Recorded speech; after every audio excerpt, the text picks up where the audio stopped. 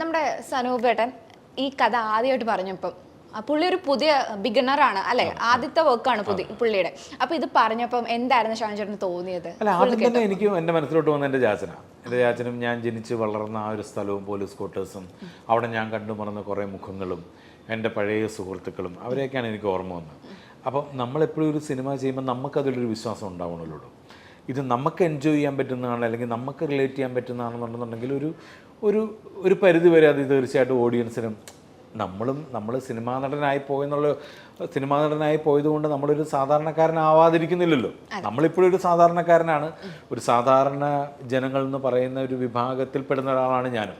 നമ്മുടെ ജോലി ഇതായി പോയി എന്ന് മാത്രമാണുള്ളത്. അപ്പോൾ അതുകൊണ്ട് എനിക്കത് റിലേറ്റ് ചെയ്യാൻ പറ്റിയിട്ടുണ്ടെന്നുണ്ടെങ്കിൽ തീർച്ചയായിട്ടും സാധാരണക്കാർക്ക് ഒരു പരിധി വരെ കുറേ ആളുകൾക്ക് അത് റിലേറ്റ് ചെയ്യാൻ പറ്റും എന്ന് വിചാരിച്ച് അങ്ങനെയാണ് ഈ സിനിമ ഉണ്ടാകുന്നത്. അപ്പം തീർച്ചയായിട്ടും ആദ്യം കേട്ടപ്പം എനിക്ക് ആദ്യം ഓർമ്മ വന്ന എൻ്റെ ചാച്ചനും എൻ്റെ അമ്മച്ചീനെയും എൻ്റെ ചേട്ടനെയും എൻ്റെ പോലീസ് ക്വാർട്ടേഴ്സിനെയും എൻ്റെ അവിടുത്തെ സുഹൃത്തുക്കളെയും അവിടെ ഉണ്ടായിരുന്ന പഴയ സാറുമാരെയൊക്കെയാണ് ആയിരുന്നല്ലേ.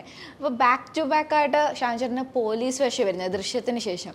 ഷാൻ ചേട്ടൻ എന്നൊരു ആർട്ടിസ്റ്റിനെ പറ്റി നമ്മൾ ആലോചിക്കുമ്പോൾ നമ്മുടെ അണ്ണൻ തമ്പിക്കകത്ത് എന്താ പറയാ, മമ്മൂക്ക വന്ന് അടിക്കുമ്പോ അതെ കറക്റ്റ്, അതിന്റെ പേരിൽ ഒത്തിരി നമ്മൾ സ്റ്റിക്കേഴ്സും ട്രോളും ഒക്കെ കറക്റ്റ് അത് വരുന്നുണ്ട്.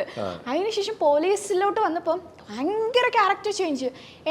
ഏത് മൊമെന്റിലാണ് ഓക്കെ ഞാൻ കുറച്ച് സീരിയസ് ആയിട്ടുള്ള ക്യാരക്ടർ ചെയ്യാം എന്ന് തോന്നിയത്? അല്ല, ഞാൻ ഇങ്ങനെ തന്നെയാണ്. ഞാൻ എന്താണോ ഞാനിപ്പോഴും ഇങ്ങനെ തന്നെയാണ്. പക്ഷേ ഒരു ആക്ടർ എന്നുള്ള രീതിയിൽ എനിക്ക് കുറച്ചുകൂടെ എളുപ്പം ഹ്യൂമറാണെന്ന് എനിക്ക് തോന്നിയിട്ടുണ്ട്. കാര്യം നമ്മൾ ട്യൂൺഡാണ് ഹ്യൂമർ.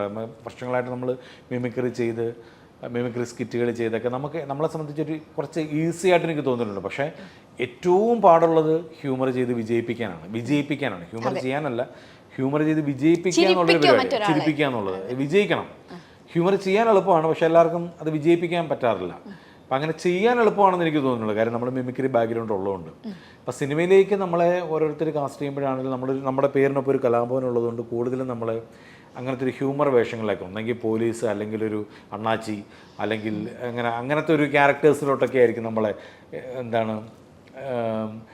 ഒരുപാട് സിനിമകൾ അങ്ങനെ ചെയ്തിട്ടുണ്ട്. ഞാൻ ഒരു സമയത്ത് പോലീസുകാരനായിട്ടും ഒക്കെ, ട്രാഫിക് പോലീസായിട്ടും ഒരുപാട് ക്യാരക്ടേഴ്സ് അങ്ങനെ ചെയ്തിട്ടുണ്ട്. ബ്ലേഡുകാരൻ, അങ്ങനത്തെ ഉള്ള ക്യാരക്ടേഴ്സ്, ഹ്യൂമറിന് സാധ്യതയുള്ള ക്യാരക്ടേഴ്സ് വരുമ്പോഴായിരിക്കും നമ്മളെ അതിനകത്ത് കൊണ്ട് പോസ്റ്റ് ചെയ്യുന്നത്. പക്ഷെ ആ സമയത്തൊക്കെ എൻ്റെ ഉള്ളിൽ ഇതുപോലുള്ള സീരിയസ് ക്യാരക്ടേഴ്സ്, കാരണം നമ്മൾ സ്ഥിരം ചെയ്തുകൊണ്ടിരിക്കുന്നതിനകത്ത് നിന്ന് മാറി ചെയ്യുമ്പോൾ നമുക്ക് കിട്ടുന്നൊരു കിക്കുണ്ടല്ലോ, അത് എൻജോയ് ചെയ്യാന്നുള്ളതായിരുന്നു എൻ്റെ അതിപ്പോഴും അങ്ങനെ തന്നെയാണ് കേട്ടോ. നമ്മളൊരു 1-2 സിനിമകൾ ഒരു പോലത്തെ ചെയ്ത് കഴിഞ്ഞാൽ അത് കഴിഞ്ഞ് 12 വന്നു കഴിഞ്ഞാൽ നമ്മൾ തന്നെ അവരോട് ചോദിക്കും, ഇന്ന സിനിമകളിലൊക്കെ നമ്മളത് ചെയ്താൽ വേണോ, ഞാൻ മറ്റേ ക്യാരക്ടർ ചെയ്യട്ടെ എന്ന് പറഞ്ഞാൽ അങ്ങനെ സ്വിച്ച് ചെയ്ത സിനിമകളൊക്കെ ഉണ്ടായിട്ടുണ്ട്. അപ്പോൾ അങ്ങനെ ഇരിക്കുമ്പോഴാണ് ഈ പറഞ്ഞ പോലെ ദൃശ്യം എന്ന് പറയുന്നൊരു സിനിമ വരുന്നതും ജിത്തുബായി എന്നോട് ചോദിക്കുന്നത്, ഇതിനകത്ത് സഹദേവൻ്റെ കോമഡി വേഷം ചെയ്യാനാണോ താല്പര്യം, അതോ എപ്പോഴെങ്കിലും ഒരു സീരിയസ്? ഞാൻ പറഞ്ഞു എനിക്ക് സീരിയസ് വേഷം ചെയ്യാനാണ് ഇഷ്ടം. അങ്ങനെയാണ് എന്നോട് പറയുന്നത്. സഹദേവൻ ഷാജോൺ ആയിരിക്കും, നമുക്ക് നോക്കാം. അങ്ങനെയാണ് ദൃശ്യം.